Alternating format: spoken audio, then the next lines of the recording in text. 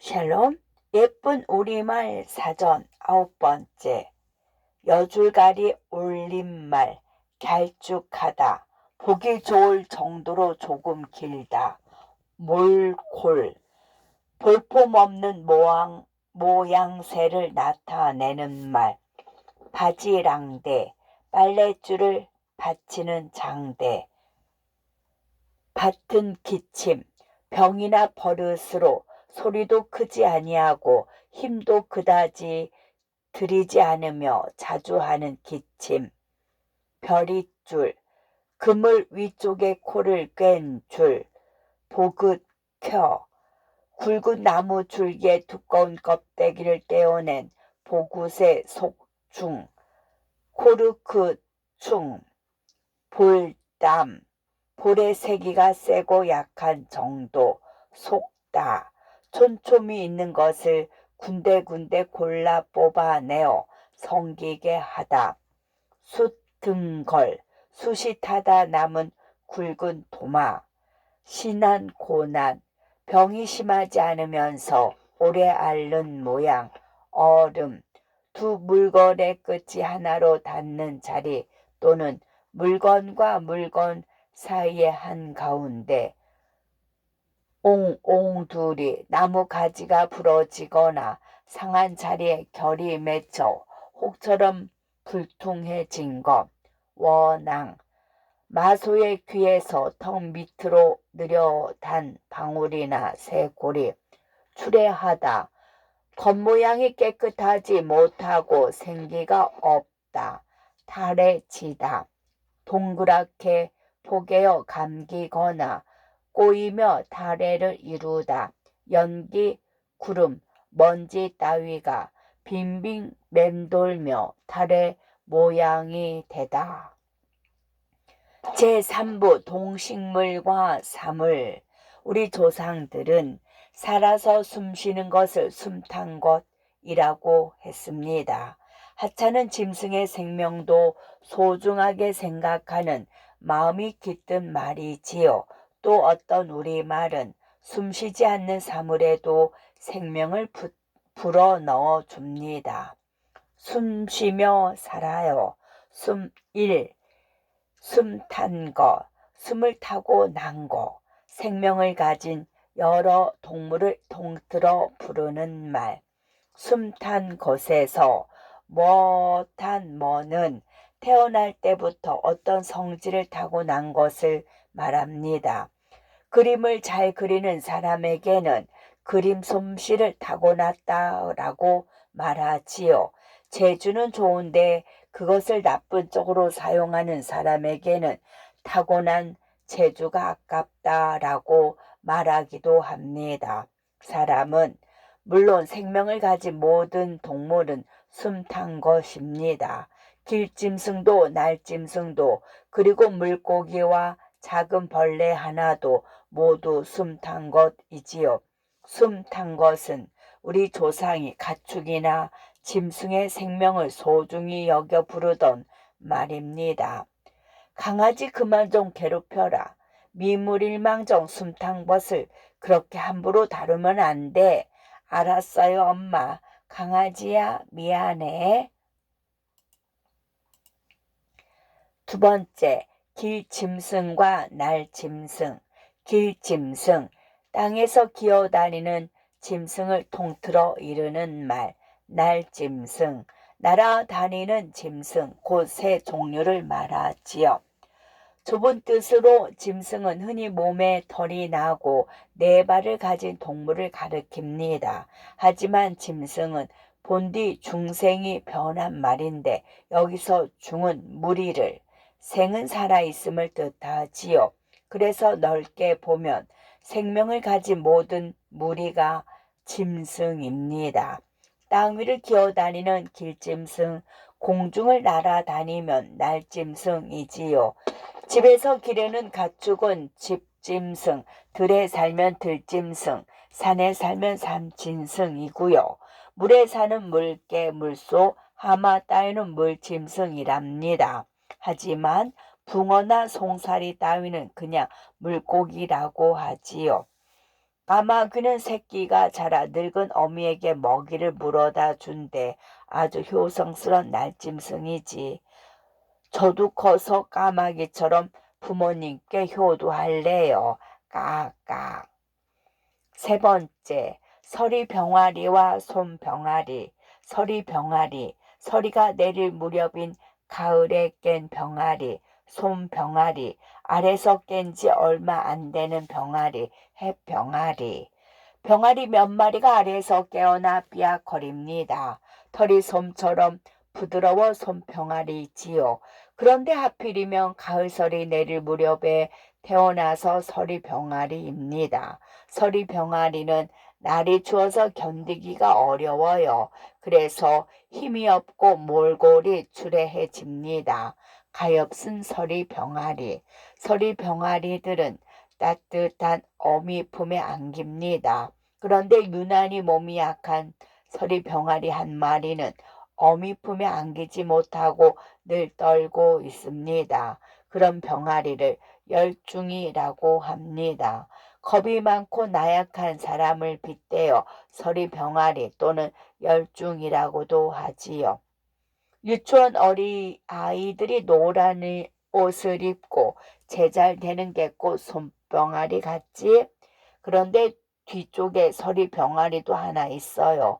몸이 불편한가 봐요. 네 번째, 부둥깃과 바람칼.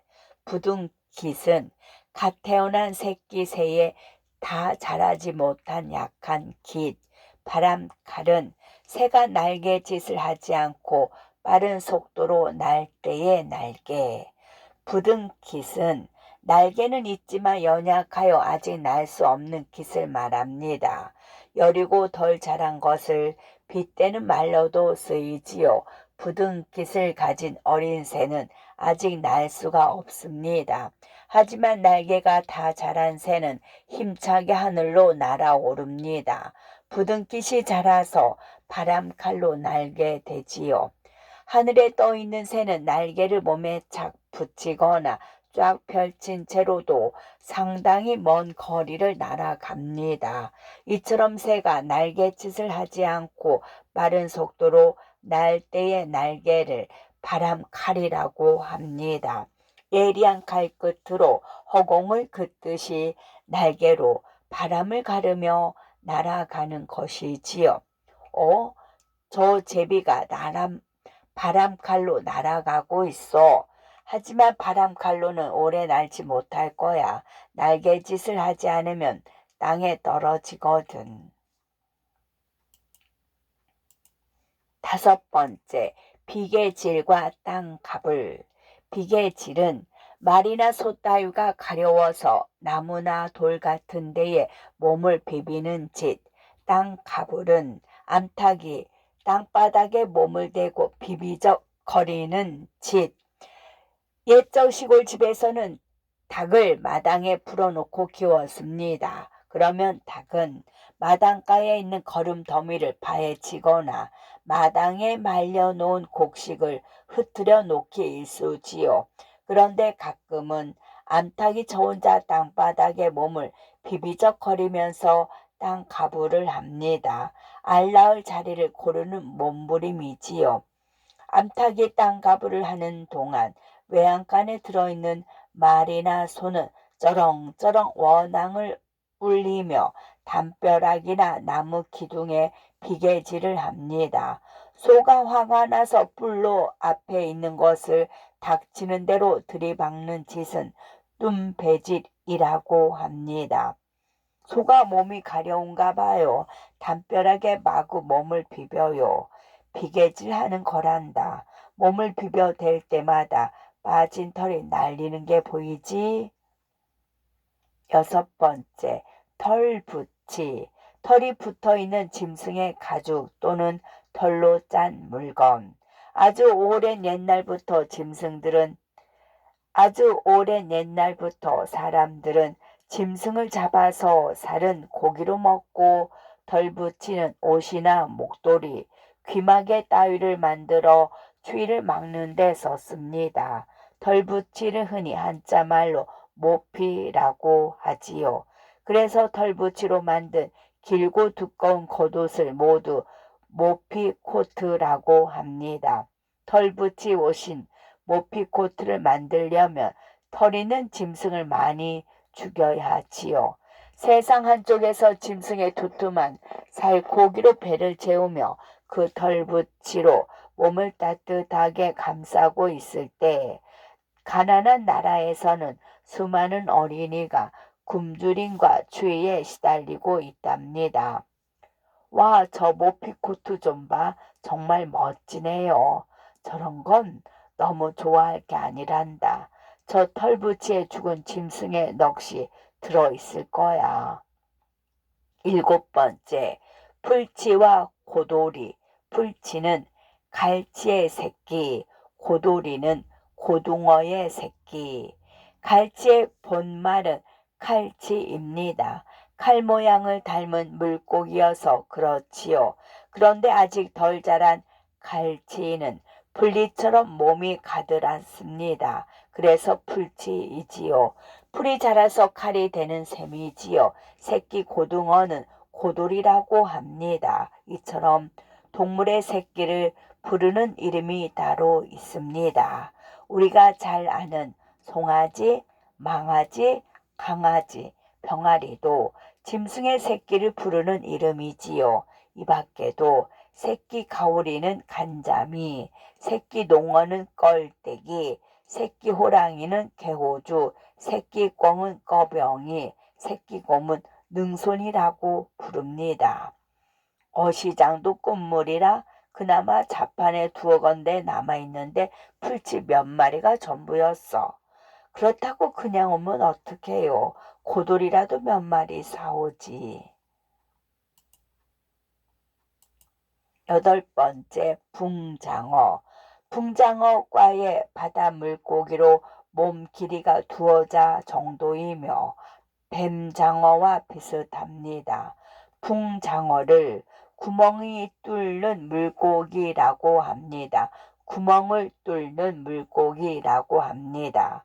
모래 바닥을 뚫고 들어가기를 좋아하기 때문이지요. 그렇게 낮에는 모래 속에 몸통을 반쯤 숨긴 채 머리를 저들고 있다가 다른 물고기들이 활동하지 않는 밤에 먹이를 잡아 먹어요. 붕장어는 살맛이 연하고 부드러워서 횟감으로 인기가 있습니다. 지방에 따라 붕어지, 꾀장어, 짱애, 참장어 따위로 부르기도 하지요. 하지만 전국적으로 안하고라는 말로 부릅니다. 우리말 붕장어는 사라져버리고 일본말 안하고만 쓰이고 있는 현실이 참 서글프지요. 붕장어는 값이 비싸지 않으면서도 담백한 맛이 그만이라고. 붕장어회 핑계대고 술을 너무 많이 드시면 안 돼요. 기쁨이의 일기. 모든 숨탄 것은 더불어 살아가는 것이어서 소중하다고 한다. 그러면 팔이나 목이 바퀴벌레도 숨탄 것이므로 소중히 여겨야 할까?